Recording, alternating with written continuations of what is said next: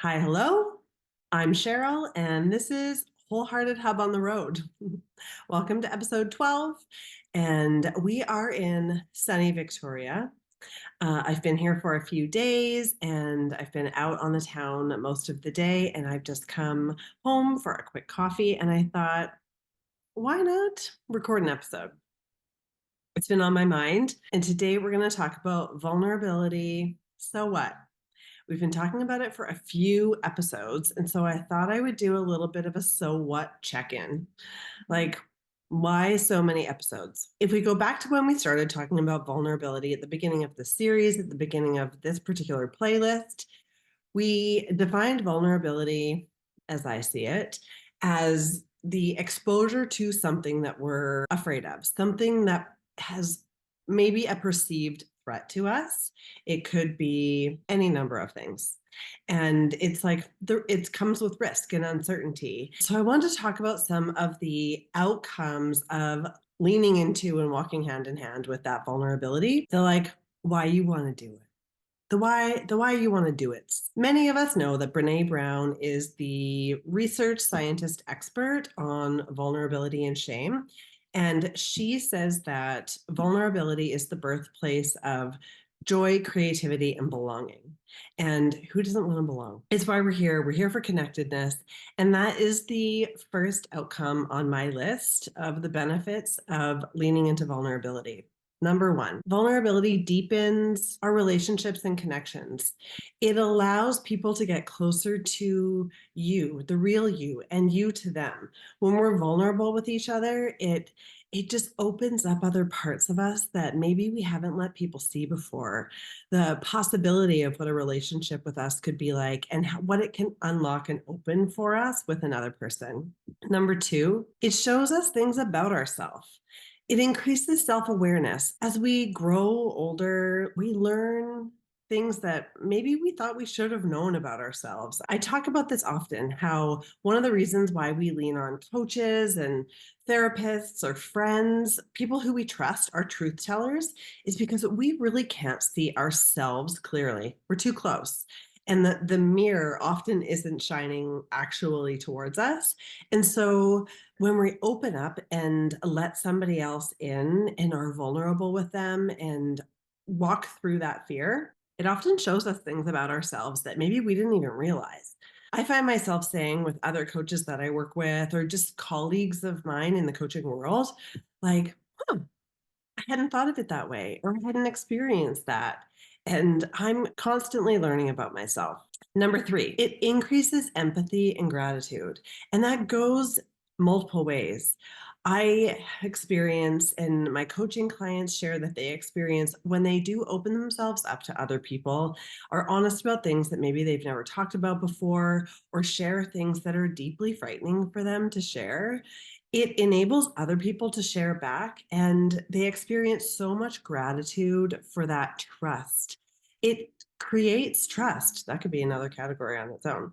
It creates so much more trust. It opens up that empathy. It allows you to feel what somebody else might have experienced that you hadn't considered before, and to be grateful not only for the sharing, but for that perspective, that window into their soul, if you will. And number five, sort of similar to number two, it unlocks growth and development.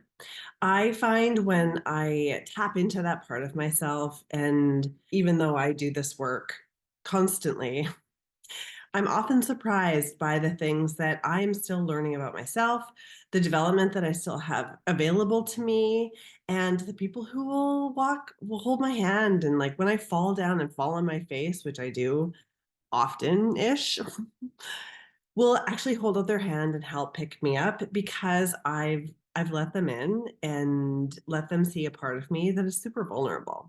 And it lets me see parts of myself that are super vulnerable, whether that be something from my childhood, my teenage years, last week. It allows us to just continue to grow as humans, which I think we do until the day we die. I know that there are more things than that, and there are things that ladder up underneath these four categories, but the point of it, the so what of it is when you get past the fear, when you leap over the scary, or when you grow yourself so that you can see beyond the scary, it probably isn't going to go away, that thing that you're still scared of, but you can see past it.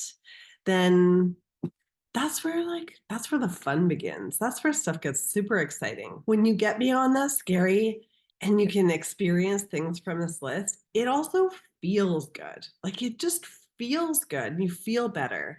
I have learned in the last few years that I measure a lot of my success by how I feel, what I'm capable of, and just like how much I allow myself to experience joy and pleasure instead of thinking the other shoe is going to drop. I don't really do that anymore. I don't forebode joy in that way to be like, oh, it's too good to be true. None of it's too good to be true. It's all potentially true. So just like go out there and grab it. So, in closing, I would say if you're willing, because again, comfort isn't required, but willingness is.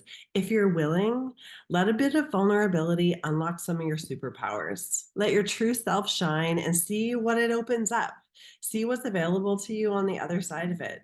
See it as an experiment, perhaps. So, what I'm going to leave you with today is an experiment.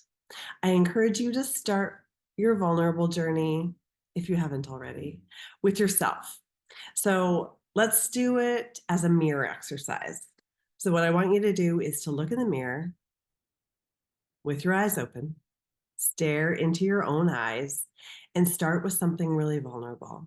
Maybe it's, I'm proud of you. Maybe it's, I love you. Maybe it's, here's a list of my favorite things about you. Try that every day for 5 days. See what might be different at the end, or see what different things that you want to say or change, and then consider practicing with somebody else. See what happens. Thanks for being here. Thanks for coming to Victoria with me. Don't forget to like and subscribe. That way you never miss an episode. And I look forward to seeing you next time.